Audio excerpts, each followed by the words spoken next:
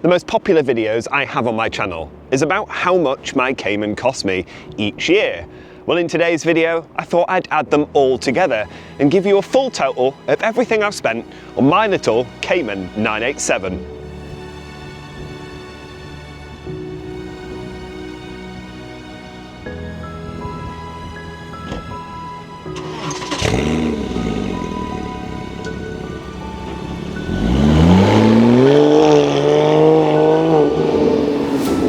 The year is 2021, and this year things started to get serious because I'd spent the last 12 months going on at everyone about how much of a bargain I'd got.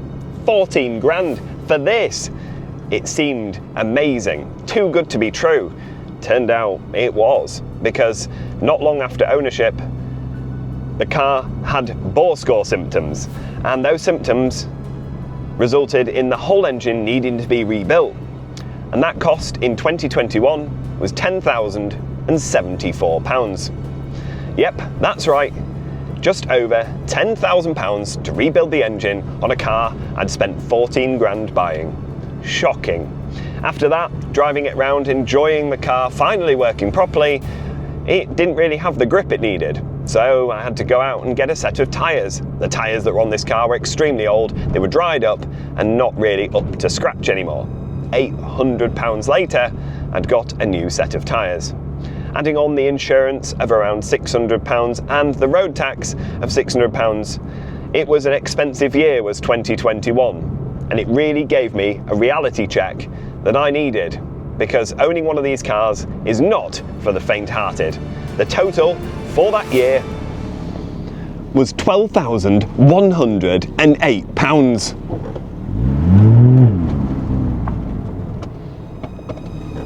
It's 2022, and this is the part where I thought it had calmed down. How wrong was I? I thought the car had had everything it needed. New tyres, new engine, it was running sweet. But then, inevitably, it needed some more work. After some enthusiastic driving on Blakey Ridge and driving around on these beautiful roads that we have in the UK, all four springs on the car appeared broken when it went in for a service. So instead of the service costing me £400, what it actually cost was £1,400 for springs, all four corners, and a service. When you add in the insurance on top of that, which had come down this year, and the high road tax of £600, that puts this year's total at £2,200. But compared with last year, it's a massive improvement.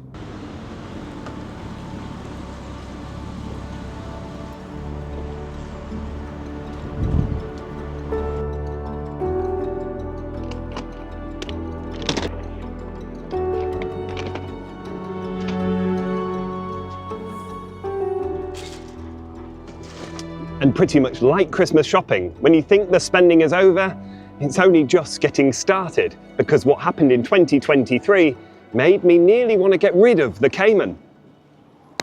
Because this year, I decided the car had had all the work it needed. It was pretty much perfect at this point.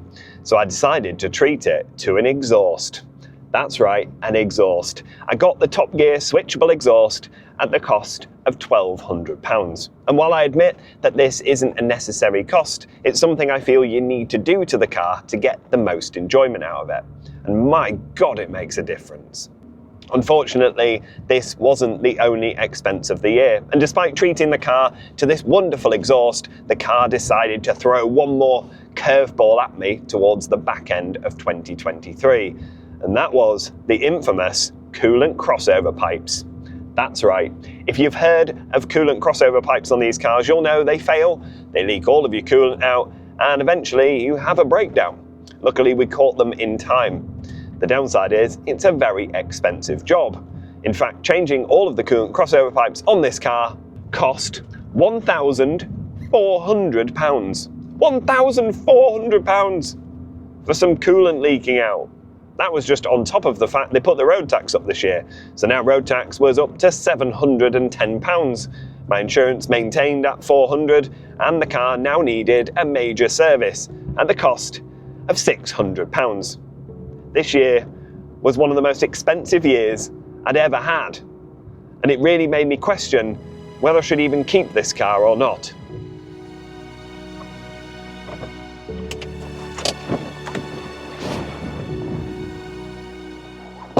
But that would be fine if that's all it was when it went in for its service.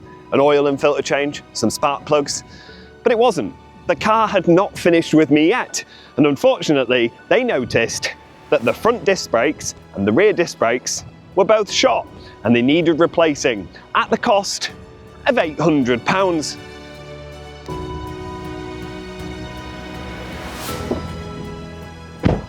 So in total, for 2023, it was a staggering £5,060. What started out a really good year quickly became a financial disaster, and it really did make me wonder whether this was ever going to stop, and whether I was ever going to start enjoying this car without spending thousands of pounds every single year on it.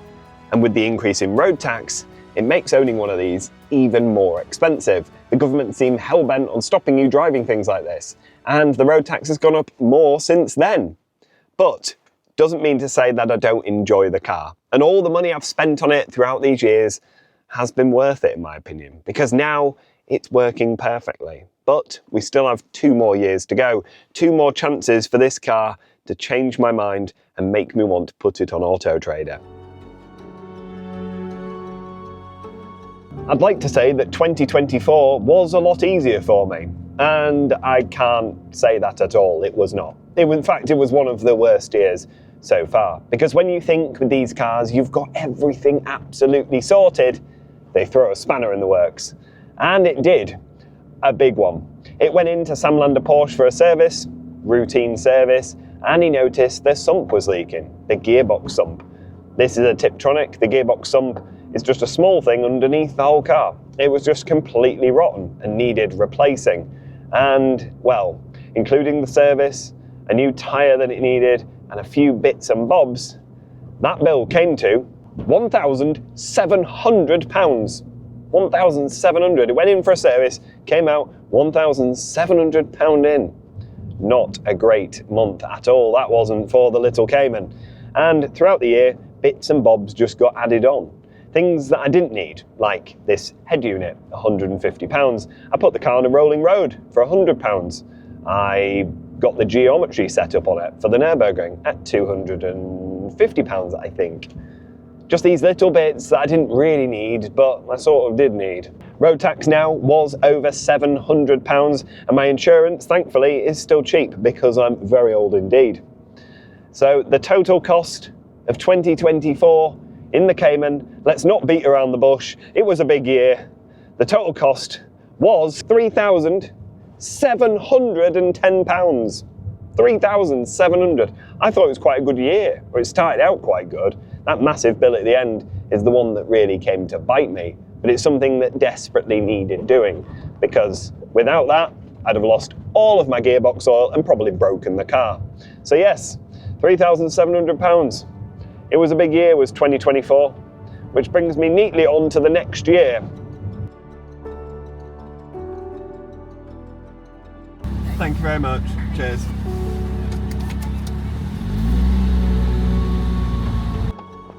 So, 2025. What did 2025 reveal for the Cayman? After all, I've spent pretty much every bit of money I've got on this car, maintaining it, repairing it, upgrading it, and sharing everything with you guys. 2025 started out really well, actually. I managed to get almost halfway through the year without spending a single penny on the car, besides insurance and road tax. I was enjoying it. The car was looking better as well.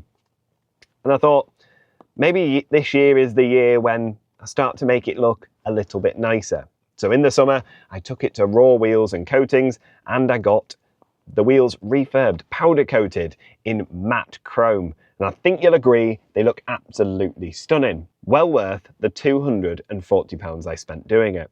Not really a bad price to bring the car up to date. And I know a lot of people in the comments now are going to be saying all of these costs, or a lot of these costs, are not things you need to do. But realistically, if you drive a 20-year-old Porsche, you need to tidy it up as you go. Otherwise, you're going to end up with a rusty mess of a car. Granted, it may function perfectly fine, but it's not going to look great and it's just going to devalue. So keeping on top of the general maintenance, including rust, wheels, that type of thing, I think is really important. And it's something I'm very keen to make sure I get right on this car. So the car is now looking fresh, fresher than ever before. But then it had to go wrong, didn't it? Only a couple of months after that, the water pump decided to start to fail. And when I say start to fail, it just started to make a racket. I diagnosed the problem myself. I could hear it. It was just behind here. And I took it into the garage and we fitted a non-genuine pump. Genuine water pumps are around £700, and a lot of you have said in that previous video that I've made a massive mistake and maybe the water pump is now going to eat the engine or something, but we'll see about that. But anyway, I saved myself a few quid and the water pump was £354 fitted. Not too bad. Could have been worse. If I'd got a genuine one, I could have been looking at nearer £1,000 for this job, but £354 I think is a pretty good deal. Then there was something else that had been playing on my mind for the last couple of years. Something that made the car just not feel quite right. And when I took it to the Nürburgring, Misha confirmed this. The king of the Nürburgring himself said the car felt a little bit loose. It didn't feel as tight as it should do. And granted, this is an old car. It's 2025 and this car is now 20 years old, but it still felt loose. And by which point, most of the suspension components surely are worn out. And I put it off until the knocking started. When the knocking started, it just got worse and worse and worse. In the end, I decided to do what everyone else has told me to do over the last few years, and that is take it to a garage and get them to replace all of the suspension components, everything that's worn out, get all the bushes done, that type of thing. So I did. I took it to my local Porsche specialist. He's just in the same town where I live. He owns a Porsche. He's had them. He knows what he's doing. When he looked at it, he said, yes, you are correct. The suspension is looking a little bit worn out. You're going to need 4 lower arms. So I thought, well, we'll get those done. He said, however, there is a slight problem. You can't get the lower arms off because of so much corrosion on the subframe. That's right, the subframe was completely rotten to the point where you couldn't even remove the lower arms. This meant I had to get a new subframe. One of those from Design 911 is £2,000. When you factor in this suspension work was likely to cost around £2,000, I was potentially facing a bill upwards of £4,000. So I put the call out onto Facebook and said, has anyone got any advice? Is this a common fault? And a garage in Malton called Sam Lander Porsche, who I've used time and time again, messaged me and said, don't worry about it. Anything that's broken, we can fix. And the subframe problem maybe isn't as bad as you think. I sent him some pictures and he said, it's not too bad, I've seen worse. What we can do is carefully remove them, bulk it back out with some aluminium welding and get all the suspension sorted. He sent me a quote through, I accepted, and when I went to pick up the car, I paid £2,100. Yes, a lot of money, but they replaced a lot of components. All the lower arms, the coffin arms, the drop links, everything. You name it, we replaced it. And the car feels better than it ever did before. On top of that, I didn't even have to replace the subframe. By simply carefully removing it and bulking it back out means the problem has more or less gone away. And the subframe rotted for one particular reason. Remember earlier, the coolant crossover pipes? That's right, they leak directly onto the subframe, rotting it away. So now they're sorted, the subframe's bulked out, new suspension, we should be all good. Well, at least hopefully. So with tax on this car going up and up, it's no different this year. It's £760. Thank you very much, Rachel Reeves. I really appreciate that. And my insurance of £400, which is pretty cheap, and some other bits and bobs. The grand total for this year, for this car, £4,305. Again, another expensive year. And it seems with this car, the expensive years keep coming and coming. I never seem to get a break. But when you think about it, what else could possibly go wrong with this car? I've literally replaced the engine, the suspension, the coolant pipes. Everything's been done. And the car is running sweeter than ever. But it's all thanks to you guys for supporting this channel that's allowed me to plow this amount of money into this car. Without YouTube and without the ad revenue and the support from you guys, I don't think I would still have this car today. So I want to take this opportunity to say a massive thank you to everyone that subscribed, everyone that supported this channel, And if you haven't already subscribed, then please consider doing so, because it makes such a massive difference to me. Now the moment you've all been waiting for. Let's go find out how much I've spent in total on this car. I think everyone is going to be a little bit shocked, including me. So, the moment you've all been waiting for. How much has my Porsche Cayman cost me since I bought it in 2020? Well, this number will shock everyone. You'll think I'm crazy. And that total is £25,000.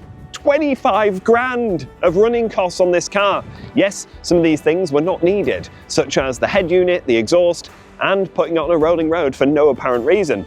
But the rest of it, it was needed to keep it running. If you factor in, including buying the car, I'm nearly 40 grand in. 40 grand for a 987. Proof that there's no such thing as a cheap Porsche. Thank you so much for watching. I'll see you next time. I'm going to go and enjoy my £40,000 Cayman 987.